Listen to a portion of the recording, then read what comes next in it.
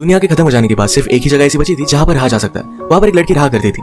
थोड़ी दिनों में एक आदमी वहां पर आकर पहुंचता है। अब आगे क्या होगा ये आज की हमारी मूवी हेड फॉर ज़ैकरा एक हॉलीवुड मूवी में हम देखेंगे। आगे इस मूवी में ट्विस्ट आता है तो अंदर इस वीडियो को जरूर देखिएगा। अगर आपको वीडियो अच्छा लगता है तो प्लीज इसे लाइक कमेंट जरूर कर दीजिएगा। बिना किसी देरी के एक्सप्लेनेशन स्टार्ट करते हैं। मूवी स्टार्ट होते ही हमें पता चलता है कि पूरा वर्ल्ड बर्बाद हो चुका है। हम हमारी मेन कैरेक्टर एन को देखते हैं। एन अकेली सिटी में घूम रही थी। उसे जीने के लिए जो भी चीजें लगेगी ये सारी चीजें उठाकर अपने घर जा रही थी। पूरे वर्ल्ड में रेडिएशन फैल चुका है पर एन जहां पर रहती है वहां पर कोई भी रेडिएशन नहीं। वो घर आने पर बात लेती है क्योंकि कोई भी रेडिएशन उसके लिए अच्छा नहीं। बेचारी अकेली रहती है, अकेला ही खाना खाती है। उसे प्रोटेक्ट करने के लिए सिर्फ उसके पास एक गन और एक डॉग था। ऐसे ही एक दिन अचानक से उसने एक वैगन को देखा। ये वैगन एक आदमी का था जिसका नाम था लूमिस।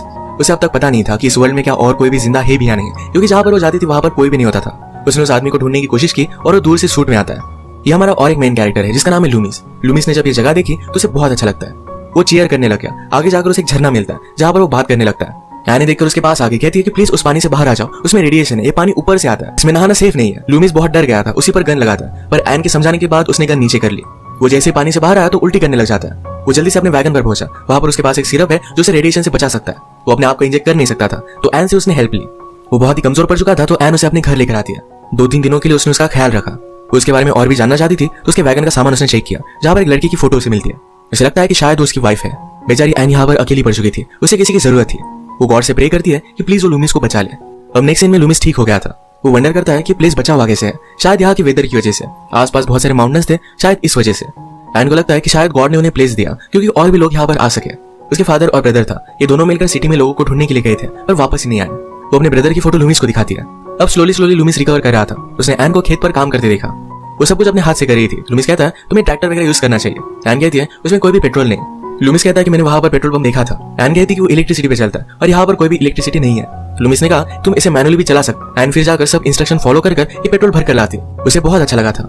रात में डिनर करते वक्त एन और लूमिस बात करते हैं। लूमिस कहता है कि जब ये सब हुआ तब मैं एक बंकर में था। रेडिएशन से बचने के लिए सूट पर वो काम कर रहा था। वो वहां पर अपनी पूरी लाइफ बिता नहीं सकता था तो इसी वजह से लोगों को ढूंढने के लिए बाहर आया पर बाहर कोई भी नहीं था। एन कहती है कि तुम्हारी वाइफ कहाँ है, मैंने उसकी फोटो देखी थी। लूमिस कहता है कि वो मेरी वाइफ नहीं, एक जमाने में उसे वो प्यार करता था पर अब उसे बहुत टाइम हो चुका है। वो बिलीव करता है कि उस बंकर से वो निकला सिर्फ ऐसी कोई जगह ढूंढने के लिए। उसे पता था कि कहीं ना कहीं तो एग्जिस्ट करती है। अब अगले दिन फिशिंग करने के लिए गए। लूमिस को बहुत अच्छा लगता है। इस जगह के बारे में एन को उसके फादर ने बताया था। यहाँ जीने के लिए उसने जो भी किया था ये सारी चीजें उसने अपने फादर से सीखी थी।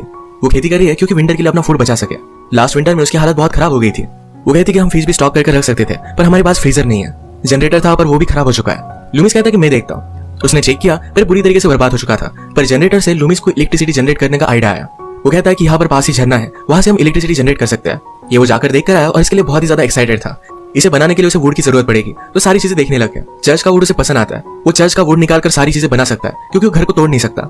एन को बात गलत लगती है। वो कहती है हम गॉड का घर कैसे तोड़ सकते हैं, यहाँ पर हमें जगह मिली, शायद हमें गॉड की वजह से मिली हो। चर्च में एन के फादर पास्टर थे, उन्होंने ये सब बनाया हुआ था। फादर को याद करने के लिए सिर्फ यही एक चर्च है। लूमिस को लग रहा था कि उन्हें फिर से रिबिल्ड करना चाहिए, एक नई स्टार्ट करनी चाहिए पर एन की वजह से इस बात को टाल देता है। अगले दिन लूमिस आसपास की चीजें देख रहा था। वो एक ग्रोसरी स्टोर में गया जहां पर वो ड्रिंक कर लेता है। एन उसे उठाकर घर पर लेकर गई। उस पर गुस्सा हो गया कि मैं अपनी चीज खुद कर सकता हूँ, मुझे तुम्हारी जरूरत नहीं है। वो जबरदस्ती उसके करीब आने लग गया था तो एन यहाँ से चली गई।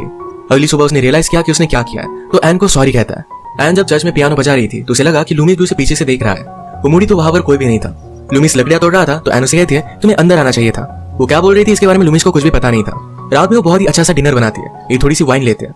एन ने लूमिस से कहा कि हम दोनों में सारी चीजें अच्छे से होनी चाहिए। वो उसके साथ झगड़ना नहीं चाहती।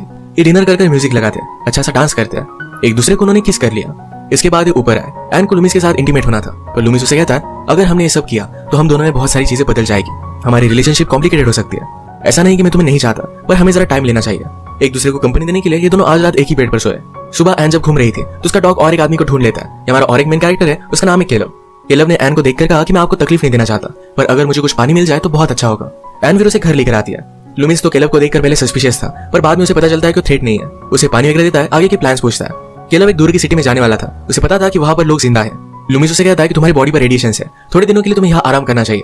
घर के बाहर वो टेंट करके रह सकता है। जब लूमिस और एन घर में आए तो एन उसे कहती है कि तुम उसे बाहर ही सुलाने वाले हो। उसे घर में बुलाना चाहती थी। केलब को अंदर बुलाकर उसे अच्छी सी रूम दी, उसे खाना दिया। केलब कहता है कि बाहर हालात बहुत खराब है। लूमिस ने कहा कि जब मैं वहां पर था तो एक लड़का मेरे वैगन के पास आया था, मेरा फूड वो चोरी कर रहा था। उसकी पूरी बॉडी पर रेडिएशंस थे। मैं जब उसके पास आया तो उसने मुझ पर चाकू लगाया पर वो बहुत वीक था। मैंने अपनी गन निकाली तो उसने कहा कि प्लीज मुझे मार डालो। उसे बहुत ही ज्यादा पेन हो रहा था। मैं ऐसा कुछ भी कर नहीं पाया, उसे मरने के लिए वैसे ही छोड़कर आ गया। केलब कहता है कि जब ये सब हुआ तो मैं माइन में काम कर रहा था। हम 4 लोग थे। थोड़े दिन बीत गए और हम में से एक को वहां से बाहर निकलना था। हमने उसे रोकने की कोशिश की क्योंकि बाहर बहुत सारे रेडिएशंस थे। वो माना नहीं तो मेरे 2 फ्रेंड्स और उसमें फाइट हो गई। इस फाइट में उन सब लोगों ने एक दूसरे को मार डाला था। इनका लंच खत्म हो जाने के बाद केलब जब अपने रूम में था तो लूमिस एन से बात करता है। वो कहता है कि तुम उसे घर में क्यों आने दे रही हो। एन को नहीं लगता कि केलब उन्हें हर्ट कर सकता है। उसने लूमिस से पूछा, तुमने मुझे उस बच्चे के बारे में बताया क्यों नहीं था।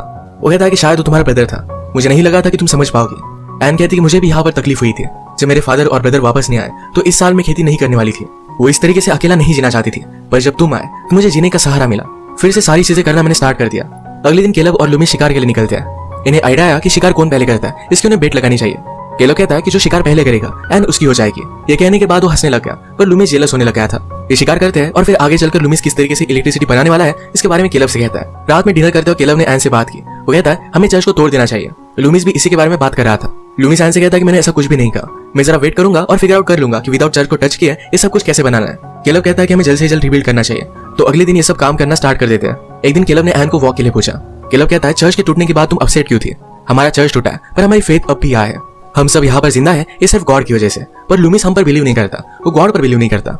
एन की सिर्फ हमें थोड़े से डिफरेंसेस है पर उससे कुछ भी फर्क नहीं पड़ता। केलब यहाँ पर एन को लूमिस के खिलाफ भड़काने की कोशिश कर रहा था। इन दोनों को वॉक से वापस आते हुए लूमिस देख लेता है। वो एन से कहता है कि अगर तुम्हें केलब अच्छा लगा तो मैं इस बात को एक्सेप्ट करने के लिए रेडी हूँ, मैं तुम्हें मेरे साथ रहने के लिए फोर्स नहीं कर सकता। एन कहती है कि ऐसा कुछ भी नहीं है, वो बेचारी हर्ट हो गई कि लूमिस ने ऐसी बात की। अब ऐसे ही थोड़े दिन बीत जाते हैं। केलब और लूमिस कैसे इलेक्ट्रिसिटी जनरेट करनी है इस पर वो काम कर रहे थे। एक रात सबने मिलकर डिनर किया। डिनर के बाद ये सब डांस करते हैं। लूमिस ने आज रियलाइज किया कि एन से वो बहुत ही ज्यादा प्यार करता है। रात में सब मिलकर लेक के पास आए। स्विमिंग करते हुए लेक में एक बॉटल डालकर उसे ढूंढने का गेम खेलते हैं। बाहर आने के बाद लूमिस ने एन से कहा तुमसे बहुत प्यार करता हूँ। एन को भी सुनकर अच्छा लगा। लूमिस आज बहुत ही ड्रंक था तो वैसे ही सो जाता है। एन भी ड्रंक थी और केलब और लूमिस के बीच में कंफ्यूज थी तो केलब के पास आ जाती है। वो आज रात उसके साथ इंटीमेट हो गई। सुबह ब्रेकफास्ट के वक्त एन के पास केलब आया। इन्हें देखकर लूमिस समझ आता है कि कल रात इन्होंने एक साथ बिताए। काम करते हुए लूमिस ने केलब से कहा कि अगर तुम नहीं आते तो हम इलेक्ट्रिसिटी जनरेट कर ही नहीं पाते। तुम जाने वाले थे, इसी वजह से एन को मैंने कहा था तुम्हें रोकने के लिए कुछ भी कर सकती है। कल रात जो भी हुआ ये मेरे ही कहने से हुआ था। केलब कहता है कि तुम जेलस हो, इसी वजह से सब बात कर रहे हो। इसके बाद इलेक्ट्रिसिटी का काम कर रहे थे। केलब स्लोली क्लिफ से नीचे जा रहा था। उसकी डोर लूमिस के हाथ में थी।